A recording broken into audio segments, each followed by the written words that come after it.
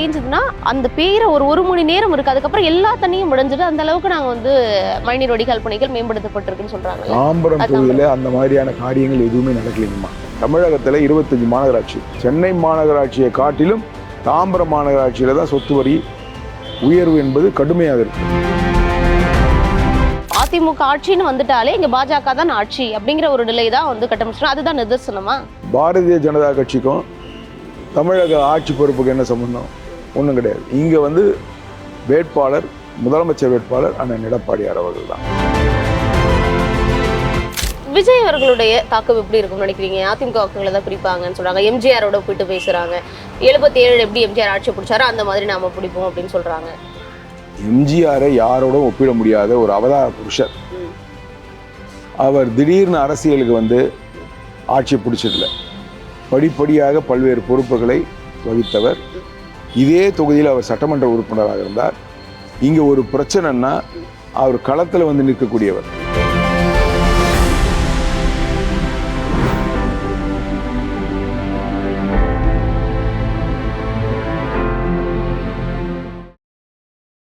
தாம்பரம் தொகுதியுடைய சட்டமன்ற வேட்பாளராக களமிறக்கப்பட்டிருக்கீங்க. இறுதி நாள் பரப்புரையில் ரொம்ப தீவிரமாக ஈடுபட்டு இருக்கீங்க. களம் எப்படி இருக்கு? மக்கள் மனநிலை என்னவா இருக்கு? களம் எங்களுக்கு சாதகமாக இருக்கிறது. மக்களுடைய மனநிலை இந்த 5 வருஷத்தில் சொல்லனா துயரத்தில் ஆழ்ந்திருக்கக்கூடிய மக்கள் இந்த தேர்தலை ஒரு விடிவாக நினைக்கிறார்கள். இன்றைக்கு சொத்து வரி கடுமையாக உயர்த்தப்பட்டிருக்கிறது. 5 ஆண்டு கால ஆட்சியில் 4 தடவை கரண்ட் பில் ஏற்றிருக்காங்க. அடிப்படை தேவைகள் இந்த மாநகராட்சியில் எதுவுமே செய்யலை. இங்கே இருக்கக்கூடிய ஏரிகள் எல்லாம் கழிவுநீர் குட்டைகளாக இருக்குது. இங்கே இருக்கக்கூடிய பூங்காக்கள் எல்லாம் சமூக விரோத கூடாரங்களாக இருக்குது. இன்றைக்கு மக்கள் கஷ்டத்திலிருந்து மீண்டு வருவோம், அதை இந்த தேர்தல் வாயிலாக பயன்படுத்தி கொள்ளலாம் என்று நினைக்கிறார்கள். எங்களுடைய பொதுச் செயலாளர் அண்ணன் எடப்பாடியாருடைய 4.5 ஆண்டு கால ஆட்சியை இன்றைக்கு அவர்கள் உணர்ந்திருக்கிறார்கள். அவருடைய திட்டங்களை எல்லாம் இன்றைக்கு பாராட்டக்கூடியவர்களாக இருக்கிறார்கள். எனவே இன்றைக்கு தேர்தல் களம் என்பது அனைத்து இந்திய அண்ணா திராவிட முன்னேற்ற கழகத்தின் கூட்டணி கட்சிகளுக்கு அவர்களுடைய ஒத்துழைப்போடு இன்றைக்கு களம் காணக்கூடிய எங்களுக்கு மிக சாதகமான சூழ்நிலை தான் இருக்கிறது. ஆனால் கடந்த 10 ஆண்டுகளாக திமுகவுடைய சட்டமன்ற உறுப்பினர் தான் இருக்காரு. பல்வேறு நலத்திட்டங்கள் பண்ணியிருக்கோம். பட்டா வாங்கி கொடுக்கறதா இருக்கட்டும், இல்லைன்னா ஏரிகளை வந்து தூர்வாரி அதை சுற்றி பார்க் மாதிரி நடைபயிற்சிக்கான ஏற்பாடுகள் பண்ணுறதா இருக்கட்டும்னு பல நலத்திட்டங்கள் வந்து தாம்பரம் தொகுதிக்கு செய்யப்பட்டிருக்கு. மிகப்பெரிய அளவில் மேம்படுத்தப்பட்ட தொகுதிகளில் மிக முக்கியமான தொகுதியாக தாம்பரம் இருக்கிறதா சொல்கிறாங்க. தாம்பரத்தில் வந்து 10 ஏரி இருக்குங்கம்மா. எந்த ஏரி அவங்க நடைபாதை போட்டிருக்காங்க? எந்த ஏரியை வந்து அவங்க டெவலப் பண்ணியிருக்காங்க சொல்லுங்கள் பார்க்கலாம். ஒரு ஏரியை சொல்லுங்கள் பார்க்கலாம். எதையுமே பண்ணல. 10 ஏரியில் ஒரே ஒரு ஏரி அண்ணன் எடப்பாடியார் அவர்கள் 25 கோடி ரூபா கொடுத்து சிட்லப்பாக்கம் ஏரி மட்டும்தான் அவரால் டெவலப் ஆன ஏரி. வேறு எந்த ஏரியுமே இன்றைக்கு எல்லாமே கழிவுநீர் குட்டைகளாக தான் இருக்குது. 14 கோடி ரூபா பீர்க்கங்கரை ஏரிக்காக அண்ணன் எடப்பாடியாருடைய ஆட்சி காலத்தில் ஒதுக்கப்பட்டு அது சீரமைக்கப்பட்டது. இன்றைக்கி அது பராமரிக்கப்படாததுனால பழைய நிலையில் தான் அந்த ஏரி திரும்ப பழைய நிலைக்கு வந்துடுச்சு. இப்படிப்பட்ட சூழ்நிலை தான் இருக்குது. இந்த தொகுதியை பொறுத்த மட்டில் 5 பேரூராட்சிகளையும் 5 நகராட்சிகளையும் ஒருங்கிணைத்து மாநகராட்சியாக தரம் உயர்த்தி இருக்கிறார்களே ஒழிய வேறு எந்த அடிப்படை வசதிகளும் நிறைவேற்றப்படவில்லை. ஒன்றும் இல்லை. தமிழகத்தில் 25 மாநகராட்சி, சென்னை மாநகராட்சியை காட்டிலும் தாம்பரம் மாநகராட்சியில் தான் சொத்து வரி உயர்வு என்பது கடுமையாக இருக்கிறது. இதுதான் வந்து இந்த நிதர்சனமான உண்மை. இன்றைக்கு தாம்பரம் நகராட்சி அலுவலகம் என்கின்ற பெயர் பலகை எடுத்துட்டு தாம்பரம் மாநகராட்சிங்கிற பெயர் பலகையை வச்சதை தவிர வேற எந்த உருப்படியான காரியமும் தாம்பரத்தில் நடக்கலை. பட்டா வாங்கி கொடுக்கறது, அடிப்படை வசதிகளான குடிநீராக இருக்கட்டும், சாலைகள் மேம்பாடாக இருக்கட்டும், இது எதையுமா பண்ணலன்னு சொல்கிறீங்க? எதுவுமே பண்ணல. நீ இப்போ சாலைகளை போட்டிருக்காங்க. இந்த 2 மாதமாக சாலைகளை போட்டுட்டு வராங்க. கிட்டத்தட்ட 4.25 வருஷத்தை விட்டுட்டாங்க. இப்போ இந்த 2 மாதமாக சாலைகள் போட்டுருக்காங்க. நீங்கள் தோசைக்கல்லில் தோசை வார்த்து பார்த்துருப்போம். ஆனால் சாலைகளில் கருப்பு தோசை என்று வார்த்துன்னு இருக்காங்க. 3 மாதம் கூட அந்த சாலை தாங்காது. அப்படிப்பட்ட நிலைமை தான் இல்ல மழைநீர் வடிகால் பணிகள் வந்து சென்னையில இதுக்கு முன்பு பல வெள்ளங்கள் பார்த்திருப்போம். அதிமுக காலங்கள்ல வந்த வெள்ளங்கள் இருக்கும். ஆனா எங்களுடைய ஆட்சி காலத்துல போட்டதற்கு பிறகாக மழை ரொம்ப பெஞ்சதுன்னா அந்த பெய்யுற ஒரு மணி நேரம் இருக்கு, அதுக்கப்புறம் எல்லா தண்ணியும் விடைஞ்சிட்டு அந்த அளவுக்கு நாங்க வந்து மழைநீர் வடிகால் பணிகள் மேம்படுத்தப்பட்டிருக்குன்னு சொல்றாங்க. தாம்பரம் தொகுதியில அந்த மாதிரியான காரியங்கள் எதுவுமே நடக்கலைங்கம்மா. 2017 மழை நீர் வெள்ளம் பாதிக்கப்பட்ட போது அன்றைக்கு முதலமைச்சராக இருந்த எங்களுடைய கழக பொதுச் செயலாளர் எடப்பாடியார் அவர்களை நாங்கள் கூப்பிட்டோம். தாம்பரத்துக்கு வந்தார். அவர் வந்தது பார்த்ததுக்கு பிறகு cut and cover strong water train என்று சொல்லக்கூடிய சாலையை வந்து சாலையில் உள்ள 15 அடி ஆழத்துக்கு கீழே வந்து ஸ்ட்ராங் வாட்டர் ட்ரெயின் போட்டு மேலே கான்க்ரீட் ரோடு போட்டாங்க. அது ஒரு புது ஒரு பரிட்சார்த்த முறையான ஒரு திட்டம். அது மிக சக்ஸஸ்ஃபுல் ஆனதுனால இப்போ பல்வேறு இடங்களில் அதை போடுறாங்க. அவர் வந்து பார்த்ததுக்கு பிறகு நடைபெற்ற கால்வாய் பணிகளை தவிர வேறு உருப்படியான எந்த கால்வாய் பணிகளும் இங்கே நடக்கலை. அடையாறு ஆறு அகலப்படுத்தப்பட்டு ஆழப்படுத்தப்பட்டு இன்றைக்கி அதோட அங்கே வந்து எந்த விதமான ஆக்கிரமிப்புகளும் அகற்றப்பட்டு இன்றைக்கு மழை வெள்ளம் பாதிப்பு குறைந்திருக்கிறதுன்னு சொன்னால் அது அந்த எடப்பாடியார் அவர்களால் தான். திமுக தேர்தல் தொடங்கிய காலத்திலேருந்து வைக்கக்கூடிய பிரச்சாரங்கள்ல மிக முக்கியமானது இது தமிழ்நாட்டுக்கும் டெல்லிக்குமான தேர்தல். திமுக விசஸ் என்டிஏ அப்படின்னு தான் வந்து கட்டமைக்கிறாங்க. அப்போ அதிமுகவை முன்னிலைப்படுத்தாம பாஜக வந்துரும், அதிமுக ஆட்சின்னு வந்துட்டாலே இங்க பாஜக தான் ஆட்சி அப்படிங்கிற ஒரு நிலை தான் வந்து கட்டமைச்சிடும். அதுதான் நிதர்சனமா? கிடையாது. அவர் திசை திருப்பக்கூடிய அரசியல், மடைமாற்றக்கூடிய அரசியலை தான் தொடர்ந்து திமுக மேற்கொண்டு வருகிறது. எனவே அனைத்து இந்திய அண்ணா திராவிட முன்னேற்ற கழகத்தின் தலைமையிலான என்டிஏ கூட்டணி தான். இங்கே வந்து யார் முதலமைச்சர் வேட்பாளர்? அண்ணன் எடப்பாடியார் அவர்கள் தான். இன்றைக்கு அவர் கேட்கக்கூடிய கேள்விக்கு பதில் சொல்ல முடியல. அவரை எதிர்கொள்ள முடியாத திரு ஸ்டாலின் அவர்கள் இன்றைக்கு மடைமாற்றக்கூடிய அரசியலில் இன்றைக்கு ஈடுபட்டு, இப்போது பாரதிய ஜனதா கட்சிக்கும் தமிழக ஆட்சி பொறுப்புக்கு என்ன சம்பந்தம்? ஒன்றும் கிடையாது. இங்கே வந்து வேட்பாளர் முதலமைச்சர் வேட்பாளர் அண்ணன் எடப்பாடியார் அவர்கள் தான். அப்படி இருக்கும்போது பிஜேபி இன்றைக்கு கையில் எடுக்கிறார்கள் என்று சொன்னால் இங்கே இருக்கக்கூடிய மக்களை திசை திருப்ப வேண்டும் என்கின்ற ஒரு அரசியல் தான். இல்ல அவங்க வந்து கடந்த கால அரசியல் வரலாறுகளையும் புள்ளிவர்கள் நிறைய குறிப்பிடுறாங்க. இப்ப பீகார் பார்த்திருப்போம். நிதிஷ்குமார் எவ்வளவு வந்து இந்திய அளவுல மூத்த அரசியல்வாதிகள்ல ஒருவர். அவர் முதல்வர் வேட்பாளரா உட்கார வச்சு முதலமைச்சர் ஆக்கி ஆட்சி பொறுப்பு பிடிச்சதுக்கு அப்புறம் 6 மாசம் கூட அவர்கிட்ட முதல்வரை கொடுக்கலையே, அவர் வந்து எம்பி ஆக்கி வந்து பாராளுமன்றத்துக்கு அனுப்பிட்டாங்க. அதே நிலை எடப்பாடி பழனிசாமிக்கு வரும். ஒரு கவர்னரா தூக்கி ஏதோ மாநிலங்களை போட்டாங்க. ஒவ்வொரு பிரச்சாரத்திலையும் மக்களவை உறுப்பினர் கனிமொழி குறிப்பிட்டுக்கிட்டே இருக்காங்க. அனைத்து இந்திய அண்ணா திராவிட முன்னேற்ற கழகத்தின் தலைமையிலான என்டிஏ கூட்டணி வலுவாக இருக்கிறது. எல்லோரும் இன்றைக்கு ஒருங்கிணைந்து செயல்பட்டு கொண்டிருக்கிறார்கள், ஒற்றுமையுடன் செயல்படுகிறார்கள். இதை வந்து பார்த்து பொறுக்க முடியாத எதிர்கட்சிகள் இன்றைக்கு பல்வேறு இது போன்ற திசை திருப்பக்கூடிய செயல்களில் ஈடுபடுகிறதே தவிர அந்த நிலைமையெல்லாம் தமிழகத்தில் இல்லை.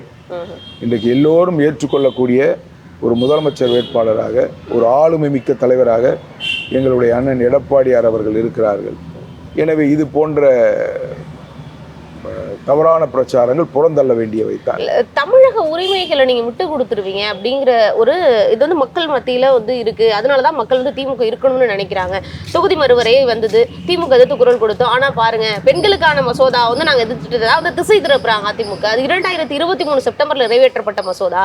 அதை ஏன் வேணும்னு தொகுதி மறுவரையோட திரும்ப கொண்டு வந்து நிறைவேற்றணும்? அப்போ தமிழ்நாட்டுக்கான மக்களவை தொகுதிகள் பாதிக்கப்பட்டாலும் பரவாயில்ல, எங்களுடைய பிரதிநிதித்துவம் குறைஞ்சாலும் பரவாயில்ல, பாஜக நல்லா இருக்கணும், வட மாநிலங்கள் நல்லா இருக்கணும்னு எடப்பாடி பார்த்தீங்கன்னா கடந்த காலங்களில் திமுகவோட வரலாறு பார்த்தீங்கன்னா அவங்க வந்து ஒவ்வொரு காலகட்டத்திலையும் மத்திய அரசோடு ஒத்துப்போகக்கூடிய அரசியலை தான் மேற்கொண்டார். கடந்த காலங்களில் இன்றைக்கு வந்து தமிழ்நாட்டின் உரிமைகளை அடகு வைத்தவர்கள் திமுகவினர் தான். அது கச்சத்தீவு காலத்திலேருந்து நீங்கள் எடுத்துட்டீங்கன்னா நீட் தேர்வு கையெழுத்து போட்டதிலிருந்து எல்லாமே அவர்கள்தான் தமிழகத்தோட உரிமைகளை அடகு வைத்தவர்கள். அனைத்து இந்திய அண்ணா திராவிட முன்னேற்ற கழகத்தை பொறுத்த மட்டில் மாண்புமிகு அம்மா அவர்கள் இருந்தார்கள். எதிர்க்க வேண்டியதற்கு கடுமையாக எதிர்ப்பினை தெரிவித்தார்கள். ஆதரிக்கக்கூடிய விஷயங்களுக்கு ஆதரவு தெரிவித்தார்கள். மத்திய அரசோடு இணக்கமாக இருந்த காரணத்தினால தான் 11 மருத்துவக் கல்லூரியை அண்ணன் எடப்பாடியார் அவர்களால் தமிழகத்திற்கு கொண்டு வரப்பட்டது. எனவே இன்றைக்கு திமுக மேற்கொண்டு இருக்கக்கூடிய இது போன்ற விமர்சனங்கள் எல்லாம் புறந்தள்ளக்கூடிய விமர்சனங்கள். அனைத்து இந்திய அண்ணா திராவிட முன்னேற்ற கழகத்தை பொறுத்த மட்டில் தனித்துவம் வாய்ந்த கட்சி, இந்த நாட்டு மக்களுக்கு ஏற்றம் தரக்கூடிய கட்சி.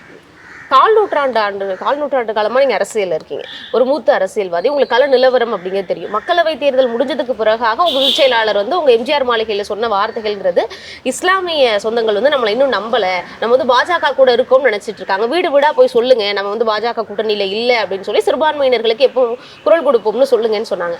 அப்போ அது எப்பவும் கூட்டணி இல்லைன்னு சொல்லிட்டு சிறுபான்மையினர்கள் நம்ம நம்பணும்னு பிரச்சாரம் பண்ணுங்கன்னு சொல்லி இப்ப மீண்டும் 26ல கூட்டணி வச்சுட்டீங்கிறப்ப இப்ப சிறுபான்மையினர் உங்களை நம்புவாங்களா? இல்லை, சில அரசியல் காரணங்களுக்காக தேர்தலுக்காக அமைக்கக்கூடிய கூட்டணி எங்கள் தலைவர் மிக தெளிவாக சொல்கிறார். கொள்கை வேறு, கூட்டணி என்பது அந்தந்த காலகட்டத்தில் தேர்தலுக்காக அமைக்கக்கூடிய கூட்டணி. கொள்கை என்பது வேறு, கூட்டணி என்பது வேறு. எனவே இதை போட்டு நம்ம குழப்பிக்க கூடாது. உங்களுக்கு களத்தில் சிறுபான்மை ஆதரவு தெரியுதா? நல்லா தெரியுது. அவர்கள் எல்லோரும் இன்றைக்கு வந்து எங்களுக்கு ஆதரவாகத்தான் இருக்கிறார். எனவே இது போன்ற விஷயங்களை எல்லாம் நாங்கள் பெரிதாக எடுத்துக்கொள்ளவில்லை. தாம்பரத்துல வந்து மருத்துவர் ஒருவங்களை வந்து வேட்பாளராக பெண் வேட்பாளரை நிறுத்தியிருக்கிறாங்க திமுக. அவங்க வந்து பெண்களுக்கு பிரதிநிதித்துவம் கொடுக்குறோம், ஒரு மருத்துவர் படித்த ஒருத்தவர் வந்து தாம்பரம் நகராட்சிக்கு கொடுக்குறோம், இருக்கக்கூடிய எம்எல்ஏவும் அதிர்வு கொடுத்துருக்காங்க. களம் இலகுவானதா இருக்கா? ஏன்னா தாவிக்கங்கிற ஒரு புது ஃபேக்டர் வந்திருக்கு, விஜய் வந்திருக்கிறாரு, 4 முனை போட்டியா மாறி இருக்கு. அதுவும் விஜய் அதிகமான வாக்குகள் அதிமுக வாக்குகளை தான் பிரிக்க வாய்ப்பு இருக்கிறதாவும் சொல்றாங்க. அப்போ எப்படி இருக்கும்? இப்போ என்னை பொறுத்தவரைக்கும் நான் 45 வருஷமா மக்களோடு மக்களாக பழகக்கூடியவன். இங்கே வந்து மக்கள் பணி ஆட்சி கொண்டிருக்கிறோம். கொரோனா காலகட்டத்தில் 50,000 குடும்பங்களுக்கு நாங்கள் அரிசி கொடுத்துருக்கிறோம், காய்கறிகள் கொடுத்துருக்கிறோம். வெள்ள நேர பாதிப்பில் நாங்கள் மக்களோடு இணைந்து பணியாற்றி இருக்கிறோம். அவர்களை பல்வேறு உதவிகளை செய்து நாங்கள் களத்தில் நின்ற வேட்பாளர் தான் அனைத்து இந்திய அண்ணா திராவிட முன்னேற்ற கழகத்தின் வேட்பாளர். மற்ற 3 பேரும் சமீப காலமாக அரசியலுக்கு வந்தவர்கள். அவர்கள் மக்கள் மத்தியிலே அறிமுகம் இல்லாதவர்கள். என்னை பொறுத்த மட்டில் நான் எப்படி வாக்கு கேட்கிறேன் சொன்னால், நான் கடந்த காலங்களில் என்னென்ன காரியங்களை செய்திருக்கிறோம், எங்களுடைய சாதனைகளை பாரீர் என்று சொல்லி வாக்குகளை கேட்கிறோம். ஆனால் அவங்களை பொறுத்த வரைக்கும் அவர்கள் எல்லாம் புதுமுகங்கள். நாங்கள் வந்தால் நாங்கள் என்னென்ன காரியங்களை செய்வோம் என்று வாக்குறுதிகளை வழங்கி கொண்டிருக்கிறார். எனவே சாதனையை சொல்லி வாக்குகளை கேட்கிற எங்களுக்கும், நாங்கள் வந்தால் இதனை செய்வோம் என்று சொல்லி வாக்கு கேட்கிறவர்களுக்கும் மிகப்பெரிய வித்தியாசம் இருக்கு. விஜய் அவர்களுடைய தாக்கம் எப்படி இருக்கும்னு நினைக்கிறீங்க? அதிமுக வாக்குகளை தான் பிரிப்பாங்கன்னு சொல்றாங்க, எம்ஜிஆரோட ஒப்பிட்டு பேசுறாங்க. 77 எப்படி எம்ஜிஆர் ஆட்சி பிடிச்சாரோ அந்த மாதிரி நாம பிடிப்போம் அப்படின்னு சொல்றாங்க. எம்ஜிஆரை யாரோட ஒப்பிட முடியாத ஒரு அவதார புருஷர். அவர் திடீர்னு அரசியலுக்கு வந்து ஆட்சி பிடிச்சதில்லை, படிப்படியாக பல்வேறு பொறுப்புகளை வகித்தவர். இதே தொகுதியில் அவர் சட்டமன்ற உறுப்பினராக இருந்தார். இங்கே ஒரு பிரச்சனைன்னா அவர் களத்தில் வந்து நிற்கக்கூடியவர். இப்போ இந்த தொகுதியை பழைய பரங்கிமலை தொகுதி, இது எம்ஜிஆருடைய தொகுதி. இங்கே ஒரு பிரச்சனைன்னு சொன்னால் உடனடியாக வந்து இங்கே நிற்பார். ஏன் முதலமைச்சராக இருக்கும்போது கூட இங்கே ஒரு பிரச்சனை, அகரம் நாராயணன்கிற ஒரு ரவுடி இங்கே வந்து பல்வேறு பிரச்சனைகளை செஞ்சு ரவுடித்தனம் செஞ்சு அதனால் வந்து ஒரு சிலர் வந்து வெட்டுப்பட்டார்கள், பாதிக்கப்பட்டார்கள். காலையில் 7 மணிக்கெலாம் போலீஸ் ஸ்டேஷனில் வந்து குரோம்பேட் போலீஸ் ஸ்டேஷன், அப்போ இந்த சிட்லப்பாக்கம் போலீஸ் ஸ்டேஷன்லாம் இல்லை, குரோம்பேட் போலீஸ் ஸ்டேஷனில் வந்து உடனடியாக யாருக்கும் தகவல் சொல்லாமல் வந்து உட்கார்றாரு. அப்படிப்பட்ட தலைவர் அவர். அவரோடு யாரையும் ஒப்பிடுவது என்பது ஏற்கக்கூடியதல்ல. நீங்க கூட்டத்தை பாக்குறோம்ல, கண்கூடா வந்து மக்கள் திரள் அவ்வளோ வராங்க, இளைஞர்கள் பட்டாலும் பெண்கள் எல்லாரும் போகிறப்போ ஒரு கணிக்க முடியாத ஒரு தேர்தலா இருக்குங்க அது. இல்லை, இது வந்து நம்ம தமிழ்நாட்டை பொறுத்த மட்டில் நடிகர்கள் மீது ஒரு ஈர்ப்பு இருக்கிறது. அந்த ஈர்ப்பின் அடிப்படையில் தான் இன்றைக்கு கூடுகிற கூட்டம் உடைய எண்ணிக்கையாக இருக்கிறது. எனவே கூடுகிற கூட்டத்திற்கும் வாக்களிக்கக்கூடிய கூட்டத்திற்கும் மிகப்பெரிய வித்தியாசம் இருக்குது. அதை போட்டு நம்ம குழப்பிக்க கூடாது. எனவே வாக்களிக்கும் போது யாரால் சிறந்த நிர்வாகத்தை தர முடியும், யார் ஆளுமை மிக்க தலைவர்கள், ஏற்கனவே கடந்த காலத்தில் 4.5 ஆண்டு காலம், அது குறிப்பாக இந்த தாம்பரம் தொகுதியிலே பல்வேறு அற்புதமான திட்டங்களை எல்லாம் கொண்டு வந்தவர் அண்ணன் எடப்பாடியார் அவர்கள். இந்த மாவட்டத்தை 2ஆக பிரித்து புதிய செங்கல்பட்டு மாவட்டத்தை உருவாக்கியவர் அண்ணன் எடப்பாடியார் அவர்கள். ஏரிகள் நிறைந்த மாவட்டம் செங்கல்பட்டு மாவட்டம் என்று சொல்வதை மாற்றி இந்த மாவட்டம் ஏரிகள் நிறைந்த மாவட்டம் மட்டுமல்ல, மேம்பாலங்கள் நிறைந்த மாவட்டம் என்கின்ற பெருமையை உண்டாக்கியவர் அண்ணன் எடப்பாடியார் அவர்கள். கிட்டத்தட்ட பல வருஷங்களாக செய்யாததை அண்ணன் அவர்கள் பாலாற்றின் குறுக்கே 3 தடுப்பணைகளை கட்டி இன்னைக்கு வந்து பாலாற்றில் தண்ணி இன்றைக்கு தேங்கி நிற்கிறது. அங்கே இருக்கக்கூடிய விவசாயம் தழைத்து இருக்கிறது. குடிநீர் பிரச்சனை பல்வேறு கிராமங்களிலே அறவே இல்லாமல் போயிருக்கு. எனவே இப்படிப்பட்ட அற்புதமான திட்டங்களை எல்லாம் கொண்டு வந்தவரான எடப்பாடியார் அவர்கள், எனவே அப்படிப்பட்ட தலைவரைத்தான் மீண்டும் முதலமைச்சராக பொறுப்பேற்க வேண்டும் என்று மக்கள் விரும்புகிறார். தாம்பரம் தொகுதியை பொறுத்த வரைக்கும் நீங்க என்ன விஷயங்கள்லாம் பிரதானமான பிரச்சனைகளா இருக்கு அப்படின்னு அடிக்கோடிட்டு வச்சிருக்கீங்க? நீங்க சட்டமன்ற உறுப்பினராக மக்கள் வாய்ப்பு கொடுத்தாங்கன்னா அதுக்கு பிறகாக நான் முதல்ல இதெல்லாம் செய்வேன்னு என்ன விஷயம் வச்சிருக்கீங்க? அதாவது தாம்பரம் தொகுதி என்பது சென்னையுடைய நுழைவாயில். ஆனால் இங்கே பல்வேறு பிரச்சனைகள் தீர்க்கப்படாமல் இருக்கிறது. மக்கள் பெரிய கஷ்டத்தை அனுபவிச்சுட்டு இருக்காங்க. உதாரணத்துக்கு என்னை பொறுத்த மட்டில் நான் மக்களுடைய பேராதரவோடு எம்எல்ஏ ஆனால் முதற்கட்டமாக இங்கே இருக்கக்கூடிய ஏரிகளை எல்லாம், கழிவு நீர்களை எல்லாம் அகற்றி ஆழப்படுத்தி அகலப்படுத்தி மழைக்காலத்திலே மழை நீரை சேமிக்கக்கூடிய ஒரு நிலையை உருவாக்குவோம். அப்படி பண்ணோம்னா ஓரளவுக்கு சுத்திகரிக்கப்பட்ட குடிநீரை மக்களுக்கு விநியோகம் செய்ய முடியும். அதன் வாயிலாக குடிநீர் பிரச்சனையை ஒரு 25-30% நாம் சரி செய்து விடலாம் என்ற நம்பிக்கை இருக்கிறது. எனவே அந்த பணியினை தான் நான் முதற்கட்டமாக மேற்கொள்ள விரும்புகிறேன். அதே போல் இன்றைக்கு பாதாள சாக்கடை திட்டத்தை எல்லாரும் விரும்புகிறாங்க. பல்வேறு பகுதிகளிலே பாதாள சாக்கடை திட்டம் இன்றைக்கு செயல்படுத்தப்படாமல் இருக்கு. விடுபட்டு போன அத்தனை பகுதிகளிலும் பாதாள சாக்கடை திட்டம் கொண்டு வரப்படும். மூன்றாவதாக இங்கே கடுமையான போக்குவரத்து நெரிசல் இருக்கிறது. மேம்பாலங்கள் கட்டியிருக்கீங்க நீங்க உங்க ஆட்சி காலத்துல சொன்னாலும் இன்னும் இல்ல, மேம்பாலங்கள் கட்டப்பட்ட பகுதிகளில் நீ போக்குவரத்து நெரிசல் குறைஞ்சிருச்சு. ஆனா இந்த உள்ள இருக்கக்கூடிய சாலைகள், உட்புற சாலைகளான வேளச்சேரி சாலை, வேளச்சேரி பிரதான சாலை, இங்கிருந்து காஞ்சிபுரம் செல்லக்கூடிய முடிச்சூர் சாலையெல்லாம் இன்னும் அகலப்படுத்தப்படாமல் இருக்கு. அதனை எல்லாம் அகலப்படுத்தப்பட வேண்டும். போக்குவரத்து நெரிசலை குறைக்க வேண்டும் என்ற எண்ணம் இருக்கிறது. அதே போல் அவசரமாக இன்றைக்கு மாவட்ட தலைமை மருத்துவமனை சென்னை நம்ம சானட்டோரியத்தில் அமைக்கப்பட்டிருக்கிறது. அந்த மருத்துவமனையிலே போதிய மருத்துவர்கள் இல்லை, போதிய செவிலியர்கள் இல்லை, உபகரணங்கள் இல்லை. யார் எந்த நோயாளிகள் போனாலும் சென்னையில் இருக்கக்கூடிய ராஜீவ்காந்தி மருத்துவமனைக்குத்தான் ரெஃபர் செய்யப்படுகிறார்கள். எனவே அந்த நிலைமை மாற வேண்டும். எந்த நோய்க்கும் இங்கேயே வைத்தியம் பார்க்கக்கூடிய ஒரு தரமிக்க மருத்துவமனையாக இன்றைக்கு மாவட்ட தலைமை மருத்துவமனை நிச்சயம் ஏற்படுத்தப்படும். நிச்சயமா சார், உங்களுக்கும் வாழ்த்துக்கள். மக்கள் உங்கள் பக்கம் ஆதரவுகளுக்கு இவ்வளவு நேரம் பிரச்சாரத்துக்கு மத்தியிலும் நேரம் ஒதுக்கி என்னுடைய கேள்விகளுக்கு மிக நேர்த்தியா தெளிவான பதில்கள் கொடுத்ததுக்கு நன்றி. நன்றிங்கம்மா. Subscribe to One India and never miss an update.